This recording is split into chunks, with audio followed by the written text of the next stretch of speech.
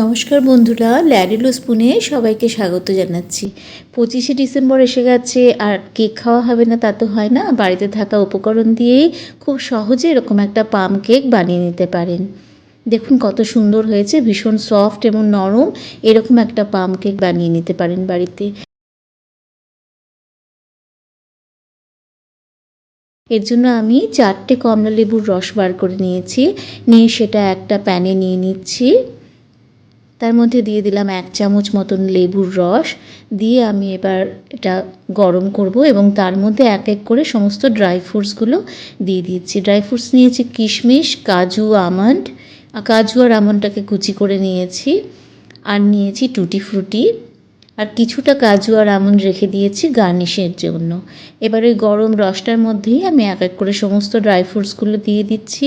দিয়ে খুব ভালো করে 5 থেকে 7 মিনিট আমি এই ফ্রুটসগুলো রসটার মধ্যে জাল দেব। এই প্রসেসটা খুব সহজে হয়ে যায়, খুব অল্প সময়ে একটা কেক তৈরি হয়ে যায়। অথবা আপনি এটার আগের দিন রাত্রিরে এই রসের মধ্যে যদি ফ্রুটসগুলো ভিজিয়ে রাখতে পারেন তাহলেও হয়। এবার হাতে কম সময় থাকলে এইভাবে খুব দ্রুত কিন্তু কেকটা তৈরি করে নিতে পারেন। ড্রাই ফ্রুটসগুলো ভালো করে জাল দিয়ে নিচ্ছি। দেখুন আস্তে আস্তে রসটা কমে আসছে, এরকমভাবে করে নিতে হবে। রসটা একদম যখন কমে আসছে সেই সময় আমি এটা নামিয়ে নেব। নামিয়ে এটা আমি ঠান্ডা করতে দেব। ঠান্ডা হয়ে গেলে পরে এটা আমি কেকে ব্যবহার করতে পারবো। দেখুন একদমই শুকিয়ে গেছে রসটা।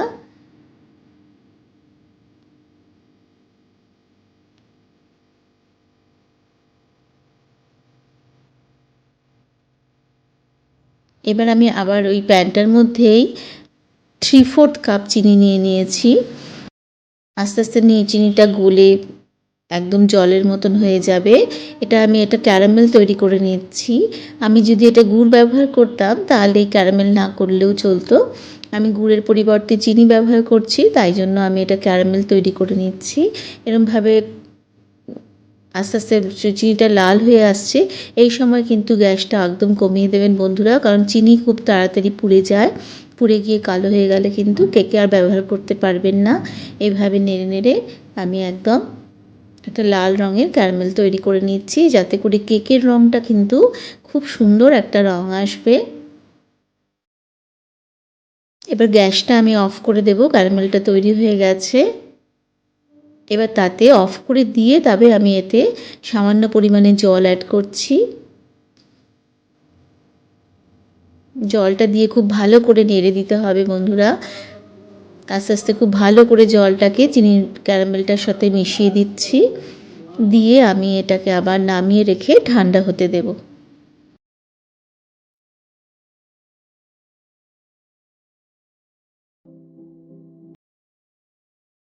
খুব ভালো করে এভাবে মিশিয়ে নিতে হবে জলটার সঙ্গে ক্যারামেলটাকে।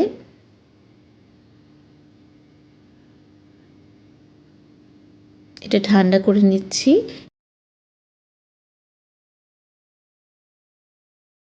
এবার আমি একটা বোল নিয়ে নিয়েছি। তাতে এবার এক এক করে আমি সমস্ত উপকরণগুলো নিয়ে নিচ্ছি।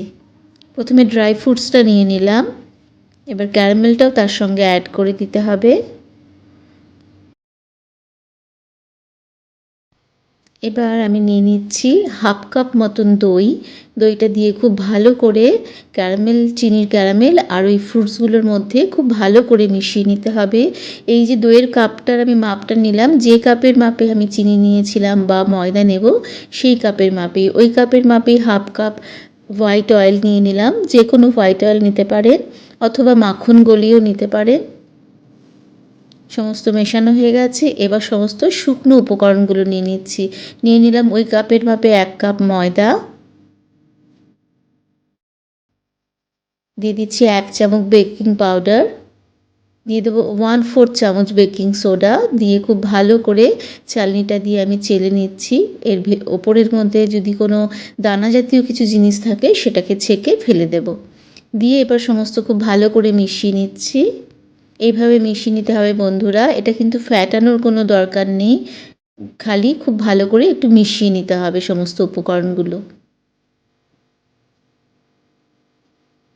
দেখুন কত সহজে বাড়ির জিনিস দিয়ে আপনি এরকম একটা রিচ প্লাম কেক, যেটা বাজারে কিন্তু অনেক দাম দিয়ে কিনতে হয় এবং কিন্তু এত হেলদিও হয় না।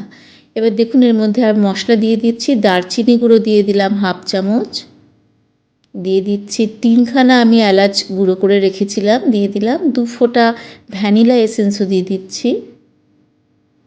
এটা ডিম ছাড়া এবং কোনো রকমের ওয়াইন ছাড়াই কিন্তু এই প্লাম কেকটা তৈরি হয়ে যায় এবং খেতে কিন্তু অসম্ভব সুন্দর হয় বন্ধুরা। আপনারা একবার বানিয়ে দেখুন। এবার মিক্সটা একটু পাতলা করার জন্য আমি 2-3 চামচ দুধ মিশিয়ে দিলাম। কনসিস্টেন্সিটা দেখে নেবেন, ঠিক এই রকম কনসিস্টেন্সিতে কেকটা ঠিকঠাক মতন হবে। যতক্ষণ আমি এগুলো সব রেডি করছিলাম আমি কিন্তু একটা কড়া বসিয়ে দিয়েছি প্রিহিট করার জন্য, আর একটা কেক প্যানেও আমি অয়েলিং করে রেখে দিয়েছিলাম। তার মধ্যে এবার মিক্সটাকে পুরো ঢেলে দিচ্ছি, দিয়ে খুব ভালো করে ছড়িয়ে ভেতরটাতে বসিয়ে দিতে হবে গোল করে, যাতে শেপটা ভালো আসে।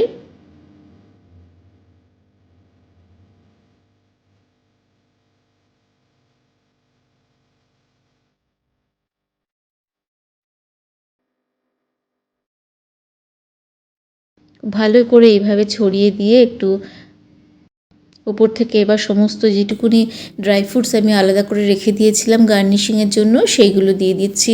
এখানে একটা জিনিস বন্ধুরা মনে রাখবেন, ড্রাই ফ্রুটসগুলো একটু ময়দার মধ্যে কোট করে নেবেন, তাহলে কিন্তু নিচে অবধি চলে যায় না, যেটা আমার খেয়াল ছিল না। আমার 2-1টা কিশমিশ তলা অবধি চলে গেছিলো, যেটা একটু কালচে হয়ে যায়। আর এবার দেখুন আমি প্রিহিট করা কড়াইয়ের মধ্যে বাটিটা বসিয়ে দিলাম, দিয়ে হোলটা বন্ধ করে দিচ্ছি, দিয়ে আমি প্রায় 40 মিনিট পর বা 40 থেকে 45 মিনিট পর এসে কেকটা চেক করেছি। দেখুন আমি একটা চেক করে দেখছি যে একদমই কেকটা মানে বেক হয়ে গেছে, কোনো জায়গাতেই কিন্তু কোনো নরম নেই ভেতরটা, একদম কেকটার রং দেখুন কীরকম সুন্দর হয়েছে, একদম কিনে আনার মানে কেকের থেকেও কিন্তু ভালো হয়েছে বন্ধুরা। আপনারা অবশ্যই একবার ট্রাই করে দেখুন যে কত সহজে বাড়িতে আপনি এরকম একটা কেক বানিয়ে নিতে পারেন। এবার আমি উল্টে সোজা করে দেখাচ্ছি যে কেকটা কত সুন্দর হয়েছে। ভালো লাগলে একটা সাবস্ক্রিপশান আশা করছি আপনাদের কাছে, আর যদি রেসিপিটা ভালো লেগে থাকে একটা লাইক ও কমেন্টসও আপনাদের কাছে আশা করছি। দেখুন এবার কেটে আপনাদেরকে দেখাচ্ছি যে কত সুন্দর একটা কেক হয়েছে। দেখুন প্রতিটা ড্রাই ফ্রুটস ভেতরে বসে আছে দেখা যাচ্ছে।